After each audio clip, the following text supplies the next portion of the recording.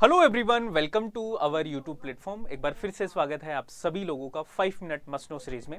दोस्तों ये सीरीज है, इसके अभी आपके टोटल 18 सेशन हो चुके हैं और आज आपका 19वां सेशन है। और आज हम करने वाले हैं दोस्तों नेशनल इंस्टीट्यूशनल रैंकिंग फ्रेमवर्क, यानी जो NIRF रैंकिंग है उसको हम करेंगे। NIRF रैंकिंग को हम इंडिया रैंकिंग भी बोलते हैं दोस्तों।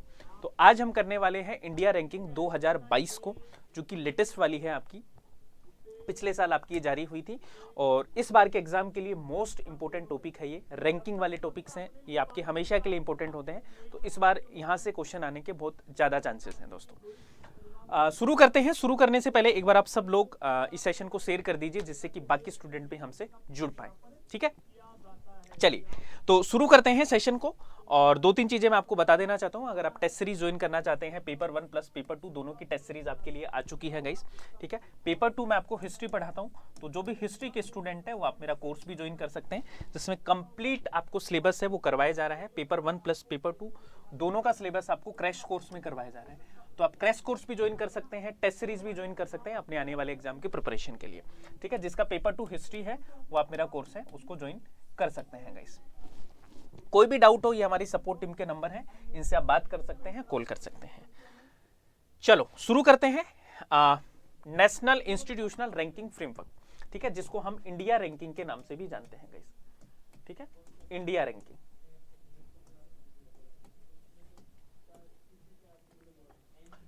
चले, इंडिया रैंकिंग के नाम से भी जानते हैं। और ये जो इंडिया रैंकिंग है ये 2022 वाली आपकी रैंकिंग है दोस्तों। ठीक है, जो लेटेस्ट वाली आपकी जो रैंकिंग आई है उसको हम पढ़ेंगे। अब ये रैंकिंग है दोस्तों, ये जारी किसके द्वारा की जाती है? ये जो रैंकिंग है ये आपकी मिनिस्ट्री ऑफ एजुकेशन के द्वारा जारी की जाती है और इसका पूरा नाम है दोस्तों नेशनल इंस्टीट्यूशनल रैंकिंग फ्रेमवर्क। और इसका 7वां एडिशन अभी आया है दोस्तों।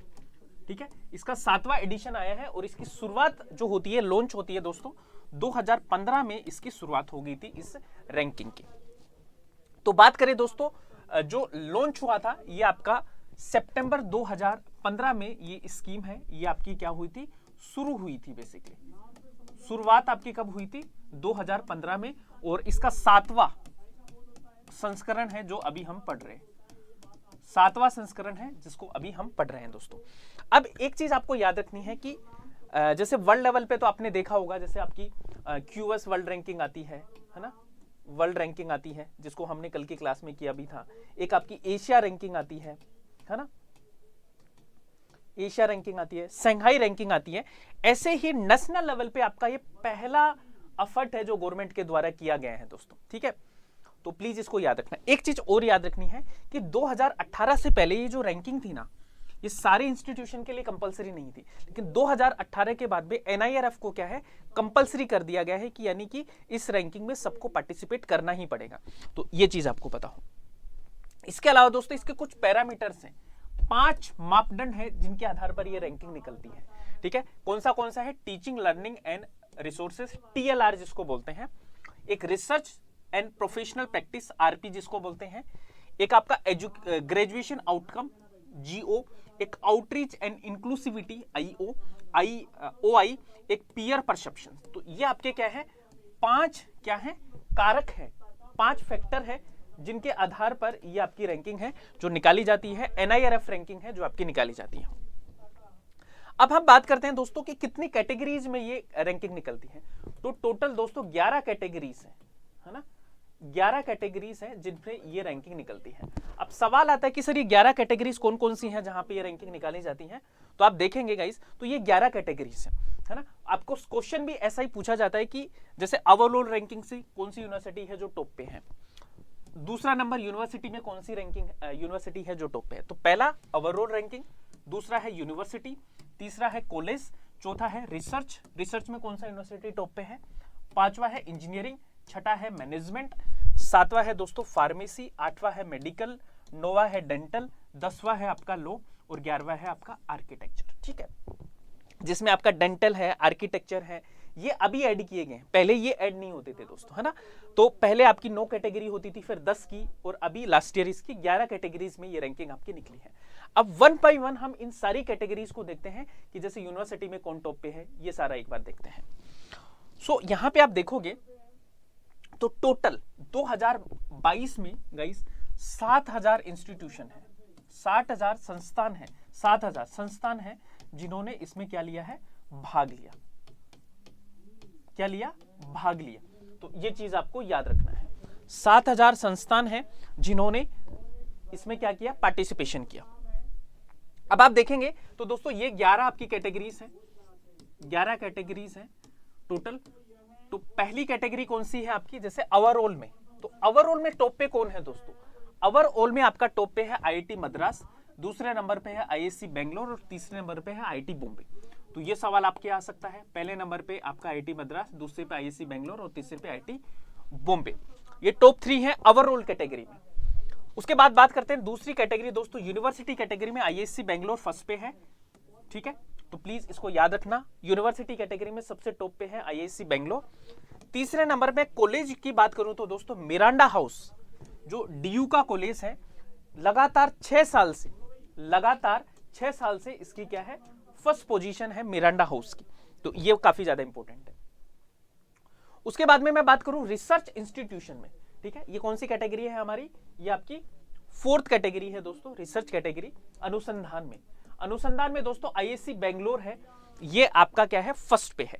और एक चीज और याद रखनी है, क्यूएस वर्ल्ड रैंकिंग में भी आईआईसी बेंगलोर है, वो रिसर्च में पूरे वर्ल्ड में टॉप पे है, फर्स्ट है, ठीक है, ठीक है। साइटेशन पर फैकल्टी में आपका ये सबसे टॉप यूनिवर्सिटी है क्यूएस वर्ल्ड रैंकिंग में आपका। इसके अलावा दोस्तों इंजीनियरिंग में मैं बात करूं 5वें नंबर पे, तो आपका इंजीनियरिंग में आईआईटी मद्रास जो है वो टॉप पे है, और ओवरऑल में भी आईआईटी मद्रास है वो टॉप पे है। तो ये चीजें कॉमन है आपकी, दोनों को याद रखना। उसके बाद 6ठे नंबर पे मैनेजमेंट की मैं बात करूं तो Indian institute of management Ahmedabad, जिसकी फर्स्ट रैंक है दोस्तों। उसके बाद में आईआईएम बेंगलोर है, वो दूसरे नंबर पे है। इसके बाद में मैं बात करूं 7वें नंबर पे, तो मेडिकल में आपका कौन सा है टॉप पे, तो मेडिकल में आपका जो एम्स दिल्ली है ना, एम्स दिल्ली है, वो आपका क्या है, टॉप पे है। उसके बाद में मैं बात करूं फार्मेसी में, तो फार्मेसी कैटेगरी में कौन टॉप पे है दोस्तों, जामिया हमदर्द है, उसकी रैंक है फर्स्ट फार्मेसी में। 9वें नंबर पे आपका आर्किटेक्चर है, आर्किटेक्चर में आईटी रुड़की है, वो आपका फर्स्ट रैंक है। उसके बाद में लॉ है ना, कानून में, तो national law school of India university Bengaluru, ठीक है, तो ये आपको याद रखना है।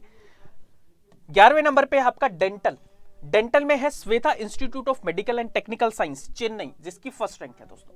तो टोटल 11 आपकी कैटेगरीज हैं जिनमें आपकी एनआईआरएफ रैंकिंग है वो निकलती है। तो ये काफी ज्यादा इंपॉर्टेंट है आप सबके लिए, इसको याद रखना है। और आप मुझे कमेंट करके भी बताएंगे कि आपको ये सेशन कैसा लगा, ठीक है। आप कमेंट करके आप मुझे ये बताएंगे, क्वेश्चन ऑफ द डे लिखो सब लोग, ठीक है, क्वेश्चन ऑफ द डे। तो आपको क्या बताना है, इसमें बताना है कि आपकी टॉप कॉलेज कौन सी है अकॉर्डिंग टू एनआईआरएफ, है ना। टॉप 3 कॉलेजेस के नाम आपको बताने हैं, जिसमें मैंने एक बताया है, 2 आप बताएंगे मुझे। एक आपको बताना है कि यूनिवर्सिटी कैटेगरी में टॉप पे कौन है, यूनिवर्सिटी कैटेगरी में टॉप यूनिवर्सिटी कौन सा है according to the NIRF ranking, ठीक है। एनआईआरएफ 2021 और 22 दोनों का आपको बताना है, ठीक है, दोनों का डेटा बताना है।